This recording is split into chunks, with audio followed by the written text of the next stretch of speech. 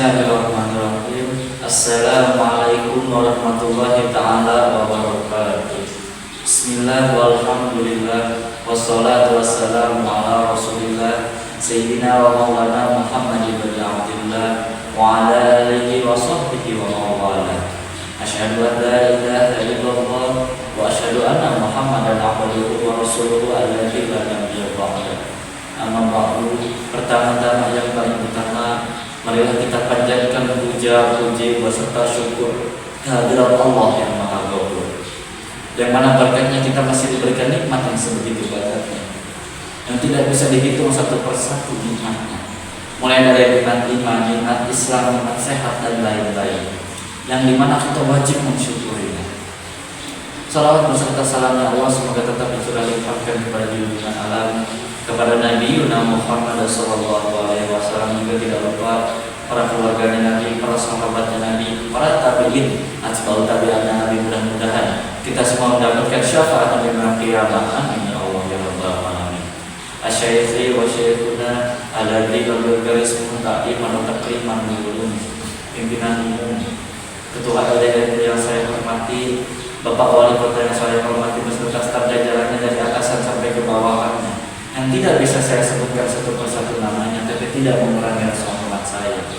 Mudah-mudahan beliau semua mendapatkan rahmat, ridho, bimbingan dan maghfirah ya Allah. Amin ya Allah rabbal alamin. Perkenalkan, saya Khairul Muhammad Azam, dan insyaallah dalam beberapa menit ke depan akan membahas dampak sosial bagi para kehidupan remaja. Dampak sosial bagi kehidupan remaja itu sangat kompleks.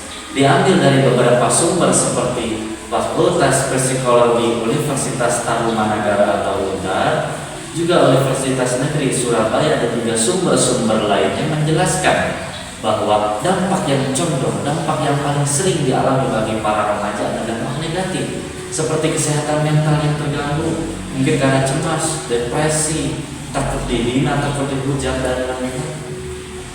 Juga salah satu contoh dampak negatifnya itu cyberbullying. Banyak di luar sana yang tidak memandang bulu, tidak memandang gender, usia, baik artis ataupun bukan artis, terkenal ataupun tidak, ada kekurangan, itu dihina langsung, dicaci maki, dibully langsung. Banyak di media-media sosial seperti itu.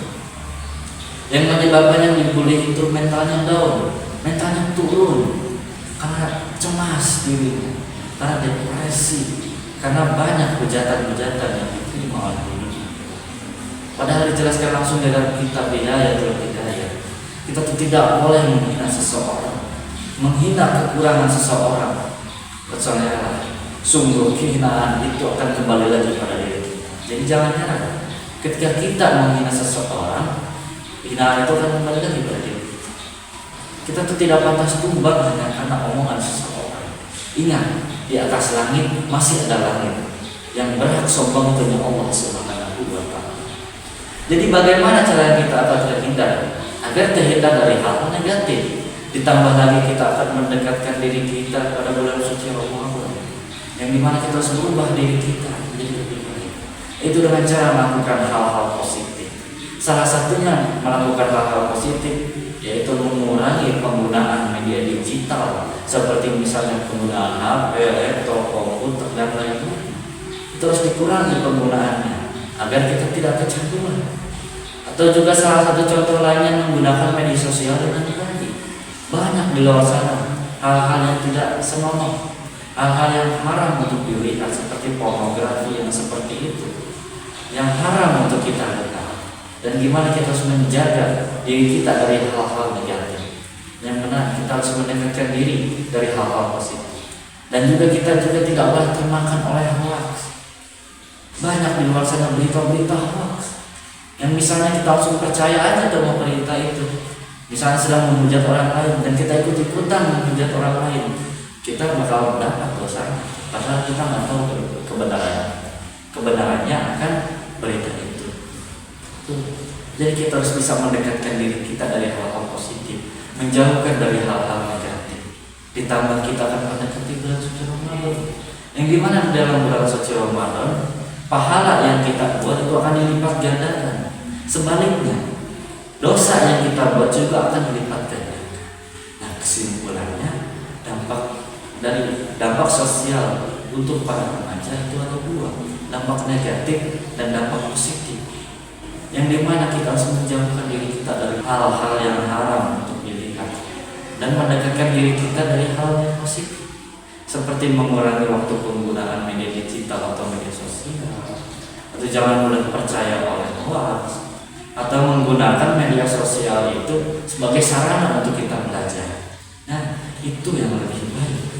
Ditambah kita akan mendekati bulan suci Ramadan, yang dimana bulan suci Ramadan itu salah satu bulan yang dimuliakan oleh Allah Subhanahu wa Ta'ala. Kita harus bisa merubah diri kita menjadi lebih baik dalam segi ucapan, perbuatan dan perkataan. Kita harus bisa merubah diri kita menjadi lebih baik.